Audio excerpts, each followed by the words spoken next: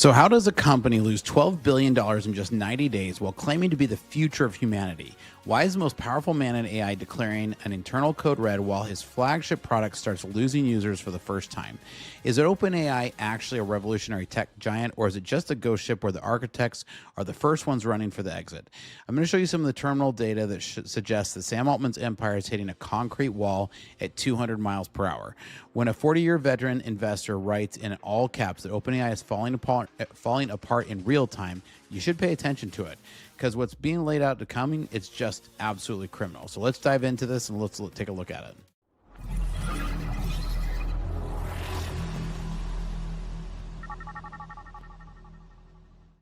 Welcome to Startup Pack. I'm Spencer, and here at Startup Pack, we love to build custom software solutions for companies. With a decade of executive experience as a fractional CTO and 25 years in software development, I've mastered transforming tech teams and products. All right, the AI hype machine is finally running out of fuel, and reality is starting to hit OpenAI like a ton of bricks.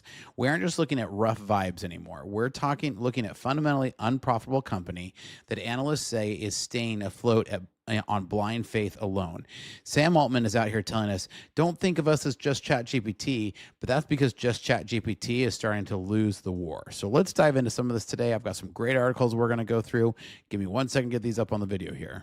All right, so let's dive into this first one here. So the $100 billion mega deal between OpenAI and Nvidia is on ice. Nvidia CEO Jensen Huang has privately played down the likelihood an original deal will be finalized, although the two companies will continue to have close collaboration. So Nvidia plans to invest up to $100 billion, planned to invest up to $100 billion in OpenAI to help train and run its latest artificial intelligence models.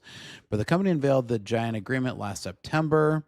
They announced the memorandum of understanding for Nvidia to build at least 10 gigawatts of computing power for OpenAI. But at the time, the ChatGPT maker expected the deal negotiations to be completed in the next couple of weeks. But while September deal is stalled, Nvidia is pushing ahead and with a separate large investment in OpenAI as part of the AI developers' efforts to raise $100 billion in new equity. See, OpenAI is still like burning cash faster than anything, right? And a lot of people are trying to come in, and we hear rumbles that Amazon's going to throw in $50 billion and SoftBank's going to still throw some in there. And Nvidia wants to keep this deal going because this is a large portion of the money that comes from Nvidia. So this is part of the circular funding that we've been seeing for a long time. But Nvidia CEO Jensen Huang told reporters in Taipei on Saturday that Nvidia will absolutely be involved in OpenAI's latest funding round. We will invest a great deal of money, probably the largest investment we've ever made. When asked whether it would be over $100 billion, he said, no, nothing like that. Okay. Huang has privately emphasized to the industry associates in recent months that the original $100 billion agreement was non-binding and not finalized. He also privately criticized that he was described as a lack of discipline in OpenAI's business approach and expressed concerns about the competition it faces from the likes of Google and Anthropic. Some people said, quote, our teams are actively working through the details of our partnership. NVIDIA technology has underpinned our breakthroughs from the start, power our systems today, and will remain central as we scale, the OpenAI spokesman says. So both sides are still trying to say that something is still in the works, but the $100 billion deal is officially not done, right? Like it officially fell apart. So in a joint announcement unveiled in September, deal with Altman and OpenAI, Huang called the deal the largest computing project in history. And surprise, it didn't go through because OpenAI doesn't have anything back to their check, right? It's kind of the same thing as if my 17-year-old were to write a check for a Ferrari. He can write the check all he wants, but the money behind it, it's not there. All right. Let's jump into this one here. Expert warns the AI industry is cracking at the seams. Oracle, OpenAI, Nvidia, everything's starting to go crazy, right? So the end of inflated expectations. Oracle's recent collapse became yet another tear at the seams.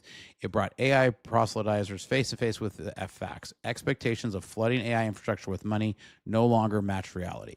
Those who believe this wasn't a collapse, but merely a temporary decline, are ashamed to admit the shocking fact. The decline represents 50% of the company's value just 5 months ago, and this decline continues right now as he writes the article, right? So Oracle is now down 50% from what it was a year ago. See the September surge? That's not a healthy company chart growth. It's a feverish heartbeat, right? So we can see, I might get my head out of the way here for a second here. We can see that from the peak here up in September, we can see that this is down 50% So we were up over, about 325, give or take. And right now it's sitting on 153. So 50%, right? So let's face it, this isn't a correction or volatility. Half the company's value has evaporated because it was built on inflated expectations of shareholders and investors, as well as the tales of irresponsible analysts, right? So let's jump into this one here. OpenAI doesn't really like Anthropic's Super Bowl ad. Anthropic's first Super Bowl commercials take a thinly veiled shot at OpenAI's planned. Ads are coming to AI, but not to Claude, right? So let's see here. So instead of Seahawks and the Patriots, why don't we throw ChatGPT and Claude into some pads and make them duke it out? This is from Morning Brew.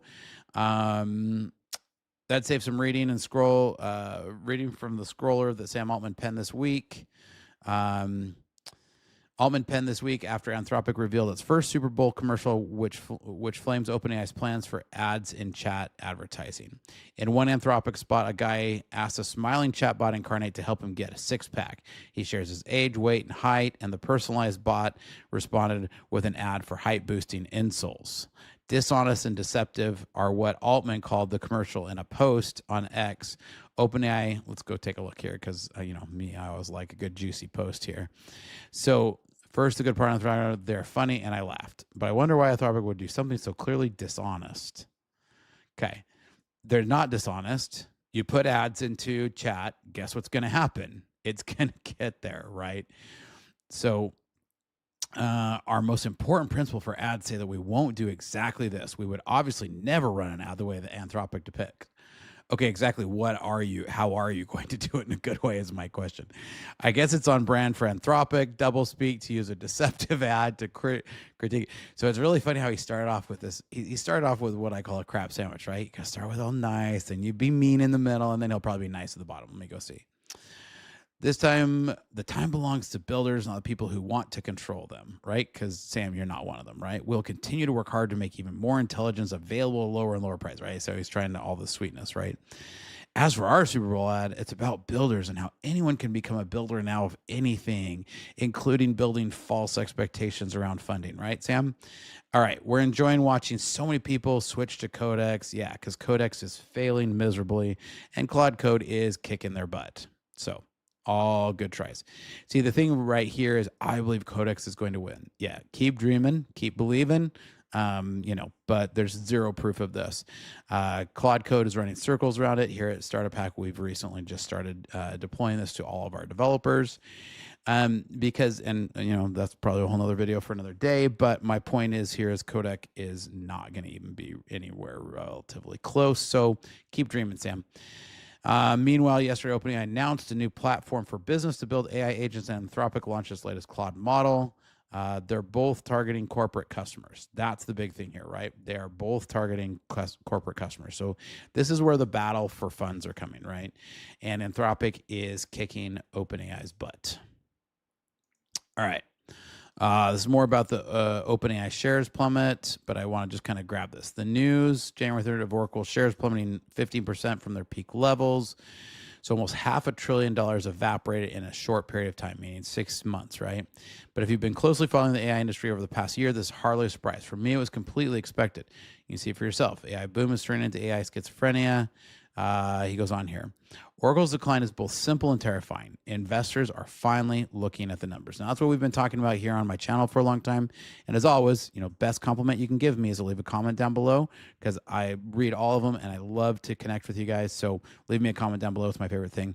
And if you haven't liked or subscribed, of course, do that too. But so Sam Altman and the head of SoftBank pulled Nvidia and AMD and Microsoft.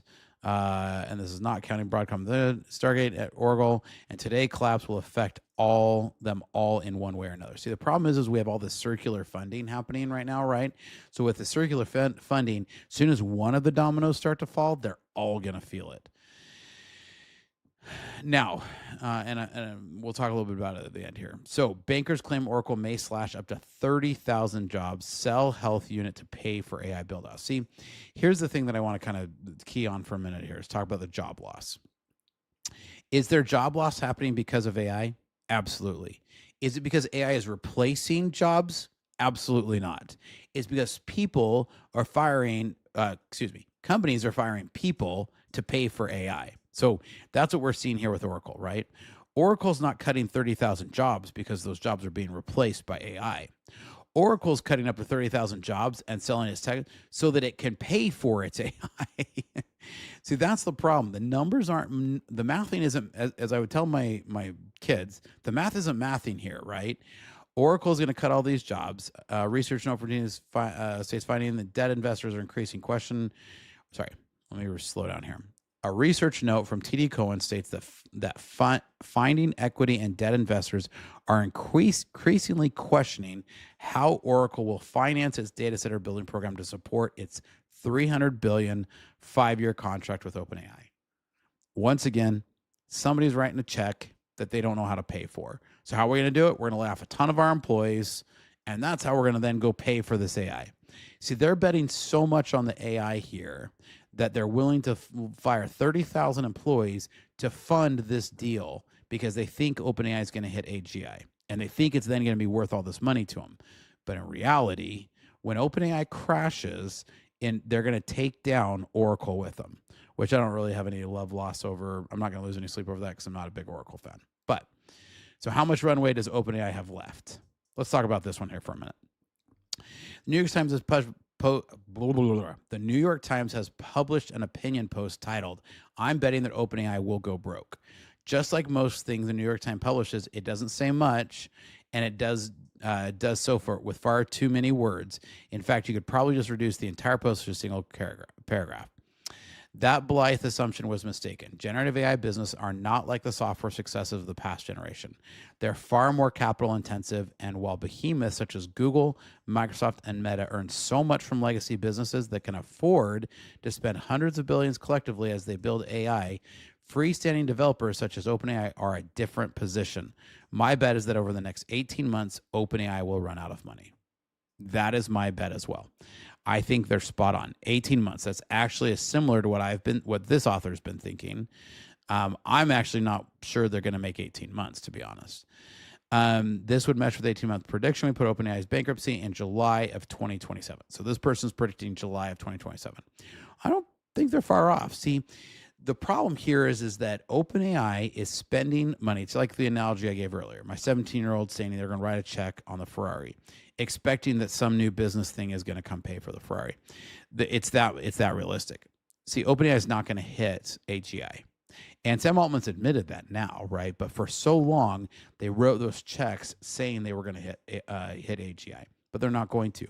So who's going to be the winners in this? The winners are going to be the real software developers like Startup Hack who are building awesome stuff using basic software principles, paying for their own hardware, paying for their own cost, building out systems for people using real software development practices built on a lot of this open source technology. These open source LLMs are incredible. You can do amazing things with them. Do they work perfectly every time? Absolutely not. Can you do a lot of awesome data processing with them? Absolutely. I've got one of these servers that are under the desk here, one of these lights you see over here, that's doing processing for a client, and it takes a series of files, does checks against every single line of the file, and it would take a human days to do this. And even the processing takes 6 to 12 hours, depending on the size of the file. But it can do that, and we can set up checks and balances to make sure it's managed against. This is some of the cool stuff that we get to do now because we're getting to be the winners of all the people like OpenAI who are spending these trillions of dollars. So I think it's great for us, and I think there's a lot of us who are going to get to benefit with some really cool technology. You know, I talked earlier about rolling out Claude Code for all of our developers. This is an amazing opportunity for us to get to use an awesome piece of software. But right along with that warning to my developers was that anybody who checks in code that has not been reviewed every single line and character of it by a human will no longer be working for Startup Hack and no longer working for our clients. We're going to be checking all of it. Can it make you better? Yes. Can it also help to teach you to become a better developer? Yes. Should it be trusted? Absolutely not. And that's part of why we're looking at here. And so these are where these dollars and cents that we're seeing being spent literally don't make sense. See the pun there? So let's take a look here at this last article that I have up here. Oh, we all gotta love the pop-ups, right? Oh, inside OpenAI's unit economics, a case study by Exponential View. So AI companies are priced into the hundreds of billions. That forces one awkward question to the front. Do the unit economics work? Okay, let's go look here. Are OpenAI models profitable? If you ask Sam and Dario, the answer seems to be yes. It just doesn't appear that way on the surface, right? Running each AI model generates enough revenue to cover its own R&D costs, but the surplus gets outweighed by the cost of developing the next big model. So despite making money on each model, companies can lose money each year. This is big if true. If fast-growing tech sectors, investors typically access losses daily today in exchange for big profits down the line. So if AI models are already covering their own costs, that would paint a healthy financial outlook. But we can't take their word for it. You'd expect CEOs to paint a rosy picture of their company's finances. So he brings it down here, and this is an interesting article because he talks about how profitable things are. I'm not going to run through every piece of the unit economics here because there's a lot here, but let me just get you sum it up for you here at the bottom, right? Because this is where he's going to be. So will AI models and hence AI companies become profitable? We think it's very possible. While our analysis of the GPT-5 bundle is more conservative than Altman's and Modi's hint at, what matters more is the trend. Compute margins are falling, enterprise deals are stickier, and models can stay relevant longer than GPT-5 cycle suggests. Now, one of the big things I want to highlight here, enterprise deals are stickier. Who's winning on this? Anthropic. Who's losing on this? OpenAI. I think that right in and of itself is doing this. Could these become profitable? We think it's very possible, he says, but honestly, as I went through a lot of his analysis, there's some big leaps that he talks about here, right? That's a big leap, and some investors won't buy the vision, or they might doubt that the massive revenue growth automatically means huge profits. What if R&D what if R&D costs scale up like revenue, right? So that to me is the problem here. See, Anthropic's made this bet, and they've got a good lock on a lot of these corporate deals, right? Like Startup Pack. I just went and threw in, license for a pile of developers, right? So I'm now kind of locked in on that. Now my developers are going to get used to having that. Better not become a crutch for all my developers listening, but we're working with people to then try to maximize these software developments to make my clients money worth every penny, right? But we're also learning it to increase the developers themselves so that they become better developers. Now we do a lot of training with that, but so overall, is this going to pay out for everybody? This is where the big part of this is going to be. And that's where we're going to see as time will tell, right? Because in my opinion, we've hit some of the scaling wall. There's a mathematical trap where making a model twice as good now requires 5 to 10 times more the energy and cash. The AI industry has already picked all the low-hanging fruit on the LLMs. So every time we see a new release of models, so last night we saw, or a day before, we saw Anthropic release Opus 4.6, right? They did a massive amount of money of spend to make that training. Is 4.6, let's say they spent 10 times the amount of effort to train 4.6. Is it 10 times better than 4.5? My answer is no. It's incrementally a percent or so better than 4.5. Now, I think we're going to continue to see us hitting the point of where those continue to get better. So training cycles in late 2025 reportedly failed to produce results that were significantly better than the models they replaced. So companies that are dragging partners into massive gambles like some of these ones that we've talked about today are not going to see that outcome for a while. And that's why I think we've started to hit some of these walls. That's my opinion on this here. Now, again, as always, I love to hear your guys' take, so make sure you leave a comment down below. The future isn't an AGI. It's not general AI that tries to do everything.